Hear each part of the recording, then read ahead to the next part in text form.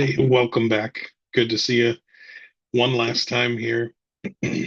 Today, we are going to be discussing the adjustment to peace following World War II and how that contributes to and begins the Cold War. Let's hop in here and follow along as I share.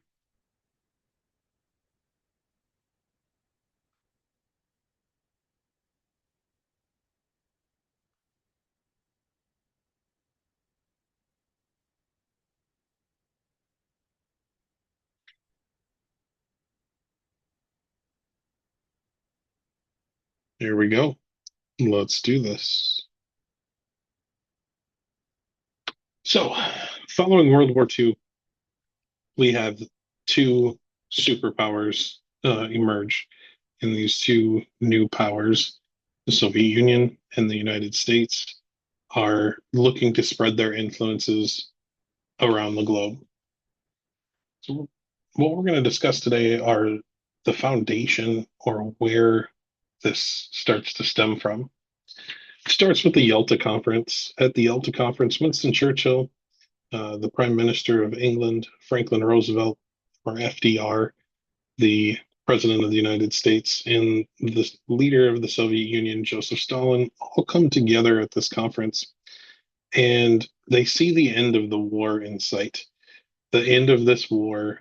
Um, and they're trying to figure out how they're going to separate up the areas as well as what's going to happen as kind of a vacuum has been created in Germany where there is no leading party anymore. The goals at this conference are that they are going to create an international organization to promote peace.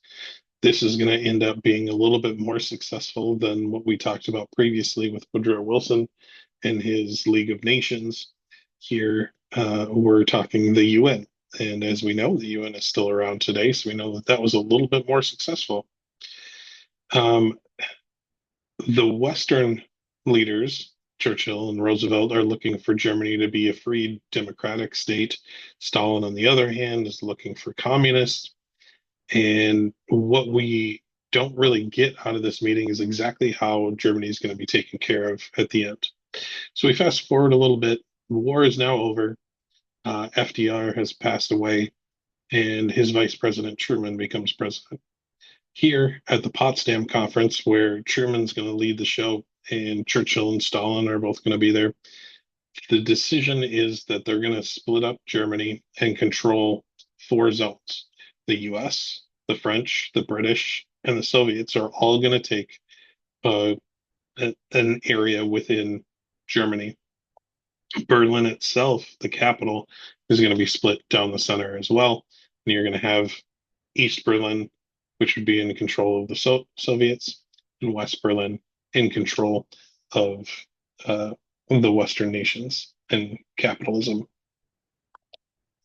This organization that I mentioned before, the United Nations, this is an organization that was set up after World War II dedicated to attempting to practice diplomacy. They saw World War One still fresh in their minds. World War II obviously just ended.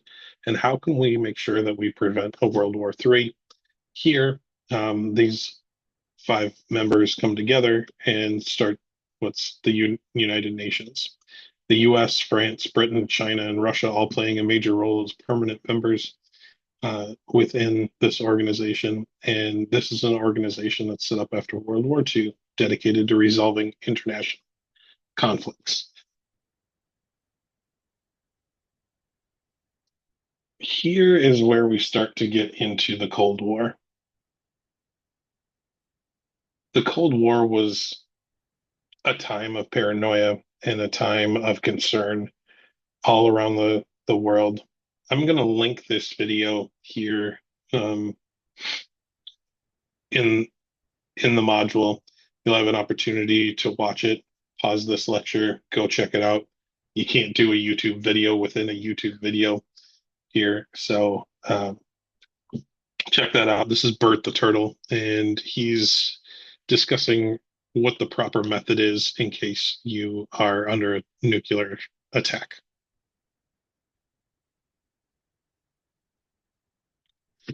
Now, the two separated political ideologies here between the Soviets and the United States is vast. You have communism in the Soviets. This is founded by Karl Marx. We've discussed Karl Marx before in his manifesto.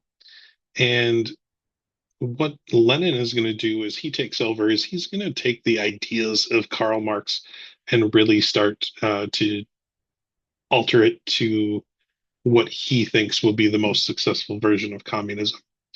As Lenin takes over and becomes more and more powerful, Stalin is one of his right hand men, and eventually Lenin passes away and Stalin takes over. So, here in this idea of communism, everything is government owned and then divided equally among those who work. This is supposed to be a classless system. This isn't supposed to create a hierarchy in any fashion. But what we see looking back at the way that it is now, a lot of times communism leads to a single leader making most of the decisions and a group of rich elites and then everybody else. So, kind of a two-class system, but in this idea, the government is going to be in control of all business. The government's going to be in control of if there's surplus in those businesses, what happens to the profits of those businesses. And really, it's a government run by everything, or a government running everything. Oftentimes, this leads to totalitarian rule. This is where all power resides within the federal government, the country as a whole. So, with this, you'd have that one leader, that one dictator making most of the decisions for the country as a whole. Here, what we're a little bit more used to here with capitalism, this is where people can own things. People can own land, they can own businesses. They're kind of in charge of their own destiny. They, if there's profits in this business, it's up to the person to decide what happens to those profits. If there is bankruptcy, that's on the person, not on the government. People kind of compete for themselves here. What this has established, though, and as we've seen, has really started to be more noticeable is distinct class system, a distinct class system of the haves and the have-nots. Not a whole lot of in between. Democracy here is also where people elect their leaders and vote for their leaders and have a say in who's going to be in charge. And if they don't like their leader, they vote them out. They can get rid of them. On the flip side, with a totalitarian leader, oftentimes it causes or leads to violence in order to get those people removed. One of the responses that the Western nation is going to take as like a defensive move here is the creation of NATO, that North Atlantic Treaty Organization. This is a military alliance formed after World War II. It's in response to Soviet Union starting to gather up those satellite states. Those satellite states were the countries that the Soviet Union was kind of controlling as World War II was progressing, and they were coming in and kicking out the Nazi regime, and they left some of their ideas behind with communism. And oddly enough, those areas that they were occupying, Poland, the eastern side of Germany, some other Eastern European countries, as they were kicking the Nazis out, those, oddly enough, became Soviet satellite states as well. With this creation of NATO, the main goal is to protect one another from falling to communism, protect them from Soviet pressures, protect them from outside forces that might want to do harm. This is almost like a gang mentality where you attack one of us, you've attacked all of us. And they all plan on helping each other out and creating that nice unity. The first person in charge is going to be future President Dwight Eisenhower, but we've talked about General Eisenhower as the person in charge of all military operations throughout World War II in Europe. He's going to be elected and appointed as the first Supreme Allied Commander of NATO.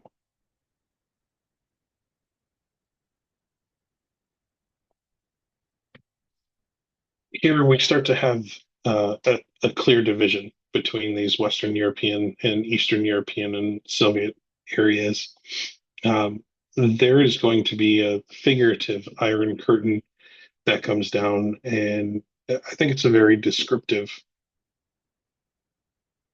analogy here to think of this Iron Curtain and this dividing boundary. This is the name of the divided boundary, dividing Europe into two separate areas following the end of World War II until the end of the Cold War in 1981. This is going to be dubbed the Iron Curtain by Winston Churchill in a very famous speech that he gives in Missouri.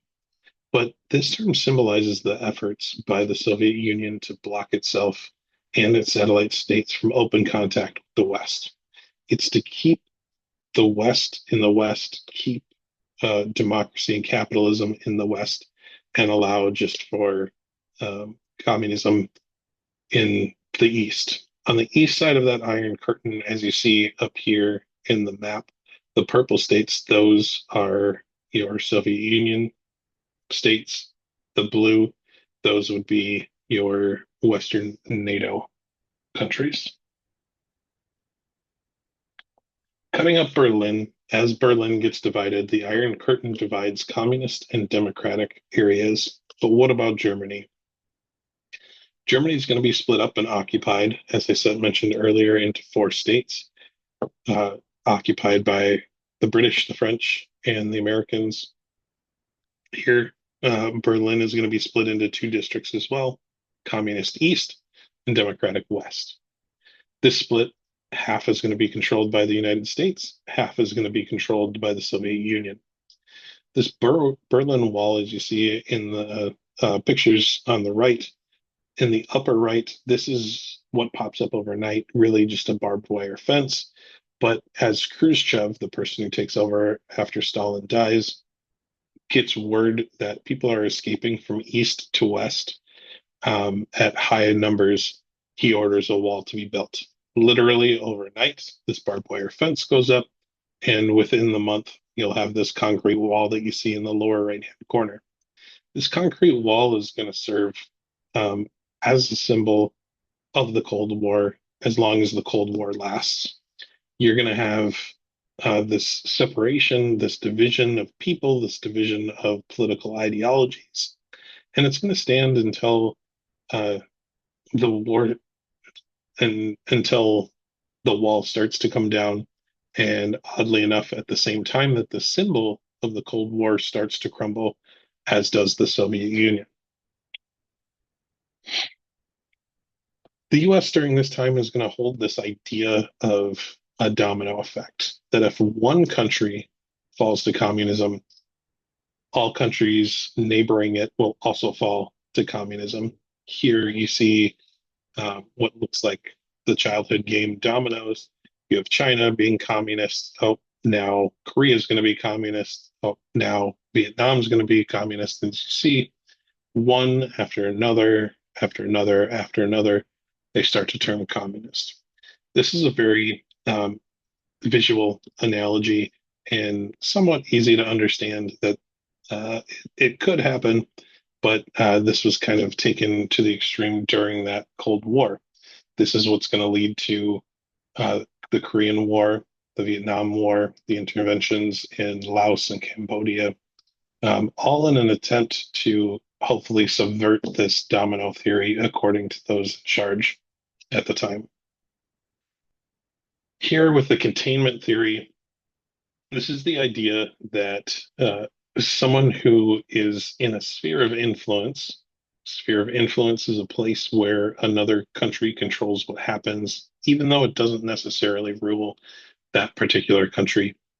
And the idea here is that what's communist can stay communist, it just can't spread.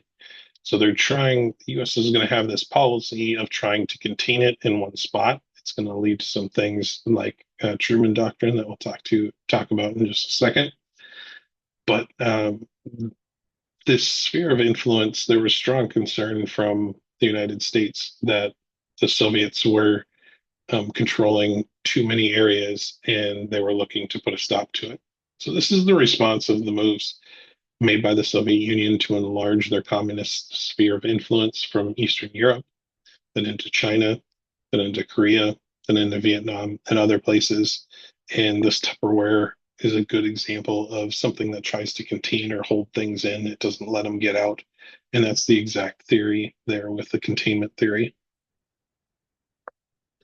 Here, as I had mentioned, the Truman Doctrine. The Truman Doctrine is going to establish that the U.S. would provide political, military, and economic assistance to all democratic nations under the threat of external or internal authoritarian forces.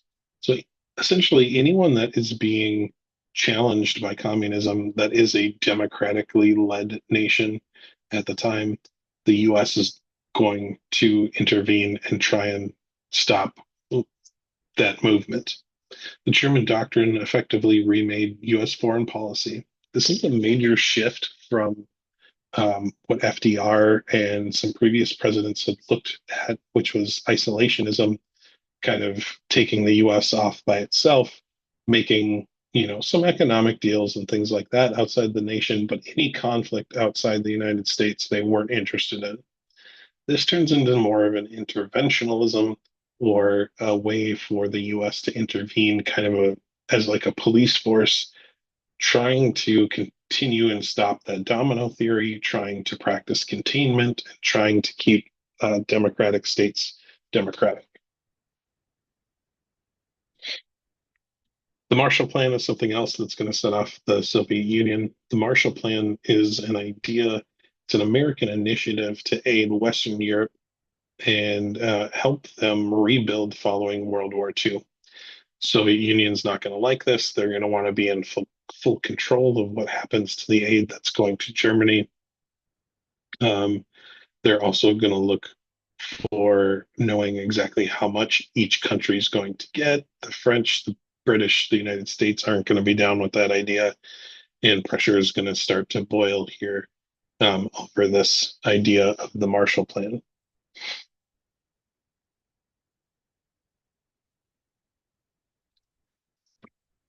Here, as it progresses, the Berlin air crisis is going to split Berlin and the Soviet Union, as we've talked about before. The Soviet Union in the east, the US in the west. And the Soviets are going to begin to block certain routes and kind of do a blockade around as much of this area is in the east. The US, in response, as people start to starve, have food shortages, run low on medicines, they're going to decide to airlift in 1948. The US is going to drop aid by plane into West Berlin. They're going to drop food, water, clothes, medicine, toys, things like that to ensure that these people are in good health and are continuing to survive, and of course, are favoring the United States of the Soviet Union. Once the Soviet Union realizes that this is making them look bad and that they're being seen as bullies, and that it looks like they're starting to lose more support on their behalf, they open up a little bit more and stop the blockade and allow for the aid and delivery to be brought in.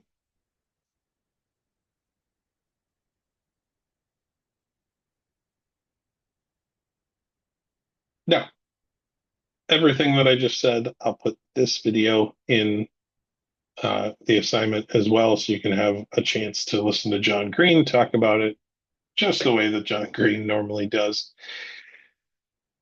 But we will wrap this up, and then you can continue on to our primary sources. All righty. Sounds good. Thanks for stopping by. We'll see you again.